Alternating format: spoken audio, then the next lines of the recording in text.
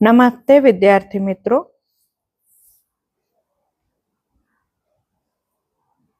ધોરણ 10 વિજ્ઞાન પાઠ 5 જૈવિક ક્રિયાઓ.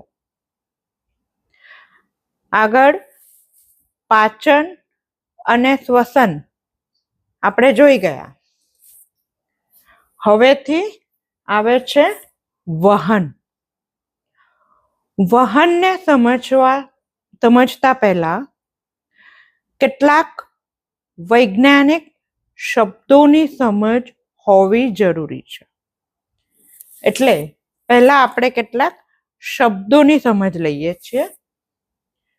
પહેલું છે પ્રસરણ.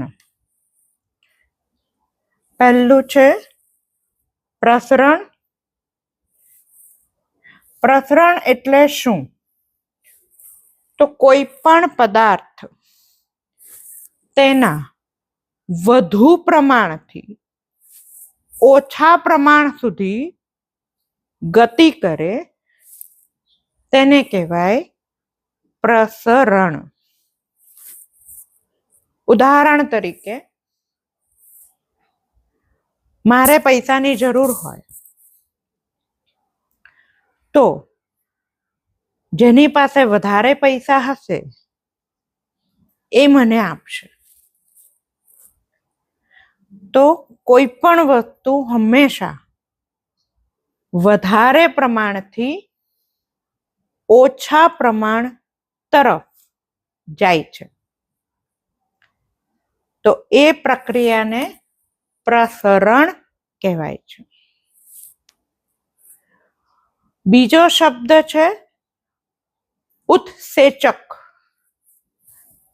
ઉત્સેચકો.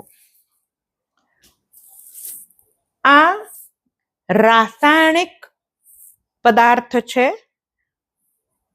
જે શરીરમાં જ બને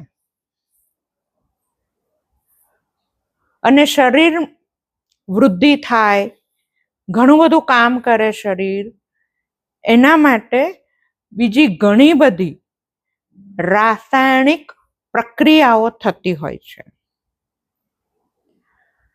પણ આ બધી રાસાયણિક પ્રક્રિયાઓ ખૂબ જ ધીમી હોય છે. તો આ શરીરમાં બનતા ઉત્સેચકો શરીરમાં ચાલતી બધી જ રાસાયણિક પ્રક્રિયાઓને ઝડપી બનાવે છે. એનો અર્થ કે એ પ્રક્રિયામાં ભાગ લેતા નથી, પણ ફક્ત પ્રક્રિયાને ઝડપી બનાવે છે. બીજો શબ્દ છે અંતઃસ્ત્રાવ. આ પણ રાસાયણિક પદાર્થો જ છે અને શરીરમાં જ બને. પરંતુ ચોક્કસ પ્રકારની રાસાયણિક પ્રક્રિયા માટે આ અંતઃસ્ત્રાવો સંદેશાઓ આપે છે. એટલે કે જ્યાં સુધી આ અંતઃસ્ત્રાવો સંદેશાઓ આપશે નહીં ત્યાં સુધી એ રાસાયણિક પ્રક્રિયા થશે નહીં. અને ચોક્કસ પ્રક્રિયા માટે ચોક્કસ અંતઃસ્ત્રાવ હોય છે. એટલે કે એક પ્રક્રિયા માટે એક અંતઃસ્ત્રાવ. તો જેટલી બી પ્રક્રિયાઓ માટે સંદેશાઓ લાવવા હોય બધા માટે અલગ અલગ અંતઃસ્ત્રાવો હોય છે. એના પછીનો શબ્દ છે નકામા પદાર્થો. આપણા શરીરમાં ઘણા બધા કોષો છે. દરેક કોષની અંદર રાસાયણિક પ્રક્રિયાઓ થાય છે. તો એ રાસાયણિક પ્રક્રિયાઓ દરમિયાન કેટલાક પદાર્થો બને છે જે કોષને માટે જરૂરી નથી,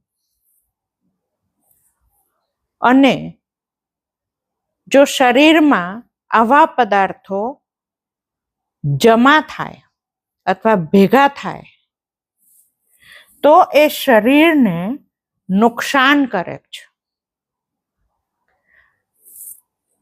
એટલા માટે આવા નકામા પદાર્થોને શરીરની બહાર કાઢવા પડે. ઉદાહરણ તરીકે કાર્બન ડાયોક્સાઇડ એ કોષની અંદર બને, અને જો વધારે સમય કાર્બન ડાયોક્સાઇડ શરીરમાં રહે અથવા બહુ બધો કાર્બન ડાયોક્સાઇડ શરીરમાં જાય તો મૃત્યુ થઈ શકે. એવી જ રીતે યુરિક એસિડ, તો આ પણ નકામો પદાર્થ છે જેને શરીરની બહાર કાઢવા પડે. આ કેટલાક શબ્દોની સમજ આપણે મેળવી.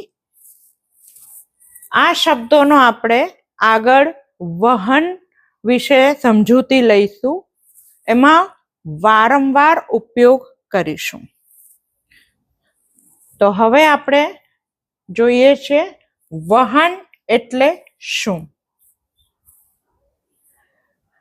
આ વહનની વ્યાખ્યા છે, એને આપણે પહેલા અહીંયાથી આટલો સેન્ટેન્સ પહેલા સમજવું પડશે. એવું કહે છે કે મોટા કદના સજીવો કે જેની અંદર બહુ બધા કોષો છે, અને દરેક કોષની અંદર ઓક્સિજન અને પોષક તત્વો જોઈએ.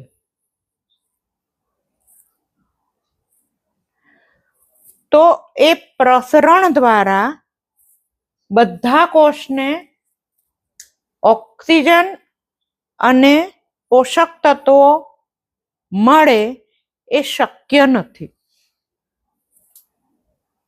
આને સમજવા માટે એક ઉદાહરણ લઈએ. ધારો કે આ અમીબાનો કોષ છે.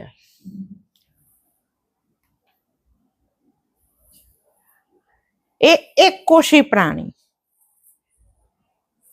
એટલે કે એક જ કોષનું બનેલું છે. હવે એને ઓક્સિજન જોઈએ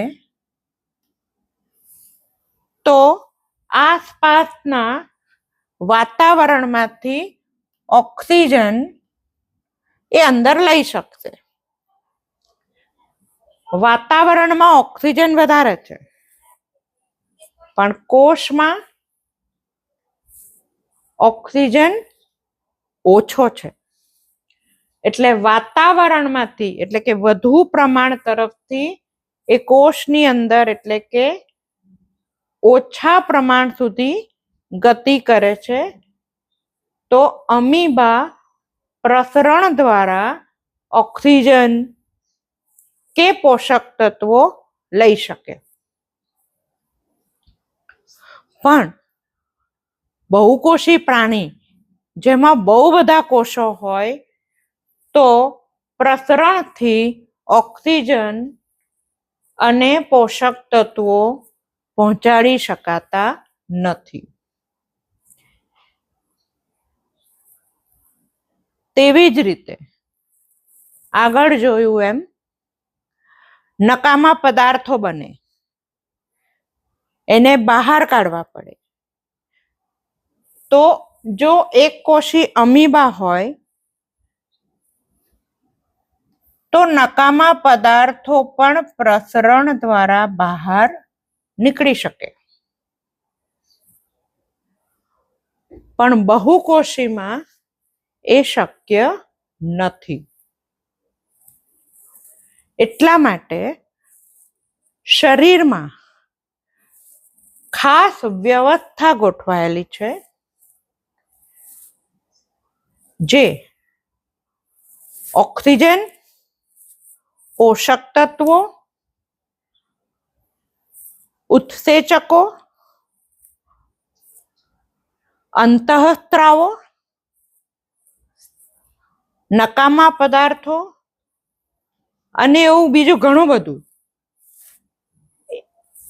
એક જગ્યાએથી જરૂરી જગ્યાએ પહોંચાડવાનું કામ કરે છે.